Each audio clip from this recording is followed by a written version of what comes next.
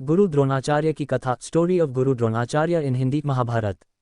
गुरु द्रोणाचार्य आचार्य द्रोण महर्षि भरद्वाज के पुत्र थे। अपने पिता के साथ रहकर उन्होंने समस्त वेद वेदांतों का और धनुर्विद्या का गहन अध्ययन किया था। पांचाल देश के राजा पृषद महामुनि भरद्वाज के परम मित्र थे। उन्होंने अपने पुत्र द्रुपद को भी द्रोण के साथ विद्याध्ययन के लिए भरद्वाज आश्रम में भेजा था। द्रोण और द्रुपद में भी गहरी मित्रता थी। कभी कभी अति उत्साह में भरकर द्रुपद अपने मित्र द्रोण से यह कह देता था कि जब वह पांचाल देश का राजा बनेगा तब वह अपना आधा राज्य उसे दे देगा। शिक्षा समाप्त होने पर द्रोणाचार्य का विवाह हस्तिनापुर के राजगुरु कृपाचार्य की बहन कृपि से हो गया था। उससे उन्हें एक पुत्र प्राप्त हुआ। उसका नाम अश्वत्थामा रखा गया। द्रोण अपनी पत्नी और पुत्र से बड़ा प्रेम रखते थे, परंतु अत्यधिक दरिद्रता के कारण वे अपने पुत्र और पत्नी का भरण पोषण ठीक से नहीं कर पाते थे। तभी उन्हें पता लगा कि राजऋषि परशुराम अपनी सारी संपत्ति गरीब ब्राह्मणों में बांटकर वन में तपस्या करने जा रहे हैं।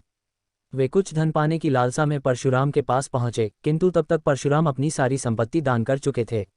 द्रोण को अपने द्वार पर आया देख परशुराम ने उनसे कहा, विप्रवर, आप विलंब से आए। मैं तो अपनी सारी संपत्ति दान कर चुका हूँ। अब तो मेरा यह शरीर और मेरी धनुर्विद्या ही मेरे पास बची है। बताइए मैं आपको कैसे उपकृत करूं।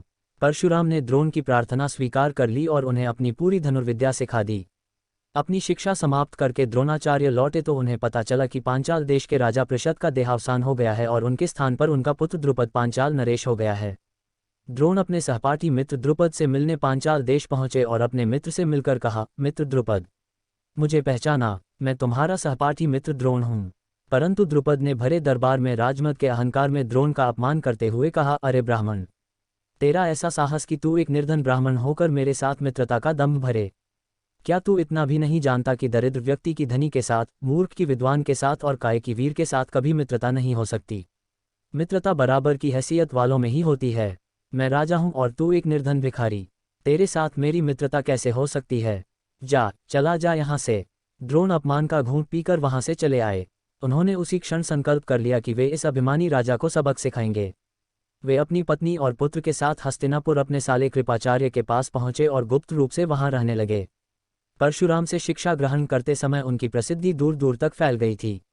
स्वयं भीष्म पितामह भी उनकी धनुर्विद्या के प्रशंसक थे। इसी कारण द्रोण हस्तिनापुर में अपने आप को छिपाकर रह रहे थे। वे नहीं चाहते थे कि कोई उन पर दया करे और उनकी निर्धनता का परिहास उड़ाए। एक दिन वे वन में अकेले ही भटक रहे थे, तभी उन्होंने देखा कि हस्तिनापुर के राजकुमार वहां गेंद से खेल रहे थे। इतने में उनकी गेंद एक अंधे कुएं में गिर पड़ी। युधिष्ठिर ने उस गेंद को निकालने का प्रयास किया तो उसकी अंगूठी भी कुएं में गिर गई। अब सभी राजकुमार कुएं के चारों ओर खड़े होकर कुएं में झांकने लगे। उसे निकालने का कोई उपाय उनके पास नहीं था। उसी समय द्रोण उनके पास आए और बोले, राजकुमारों, तुम लोग क्षत्रिय हो, क्या यह तनिक सा कार्य भी तुम नहीं कर सकते? कहो तो मैं तुम्हारी यह गेंद निकाल दूं। सभी ने कृष्णा वर्ण उस ब्राह्मण को आश्चर्य से देखा। युधिष्ठिर ने कहा, विप्रवर, यदि आप हमारी गेंद निकाल देंगे तो हम राजगुरु कृपाचार्य के यहाँ आपको खूब बढ़िया दावत देंगे। द्रोण मुस्कुराए और उन्होंने कुछ सरकंडे लाने के लिए कहा। भीम और अन्य राजकुमार ढेर सारे सरकंडे तोड़ लाए। द्रोण ने उन सरकंडों को साफ किया और एक सरकंडा कुएं में फेंका। वे मंत्र पढ़ते जाते और सरकंडे फेंकते जाते। सरकंडे एक एक करके एक दूसरे के सिरों पर चिपकते जाते। जब सरकंडों की लंबाई कुएं के बाहर तक आ गई तब द्रोण ने उसे पकड़कर ऊपर खींच लिया। सरकंडे के अगले सिरे पर चिपकी गेंद ऊपर आ गई। यह करतब देखकर सभी राजकुमार खुशी से उछल पड़े। उन्होंने द्रोण से युधिष्ठिर की अंगूठी निकालने की प्रार्थना की।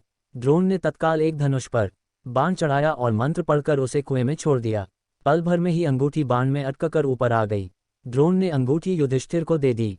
यह चमत्कार देखकर सभी राजकुमारों ने द्रोण के आगे शीश नवाया और आदरपूर्वक उनका परिचय पूछा और उनसे हस्तिनापुर चलकर भोजन करने की प्रार्थना की। इस पर द्रोण ने कहा, वत्स, तुम्हारे दादाश्री मुझे जानते हैं, उनसे इस घटना को बताना तो वे समझ जाएंगे। उनके आने पर ही मैं तुम्हारे साथ चलकर भोजन करूंगा।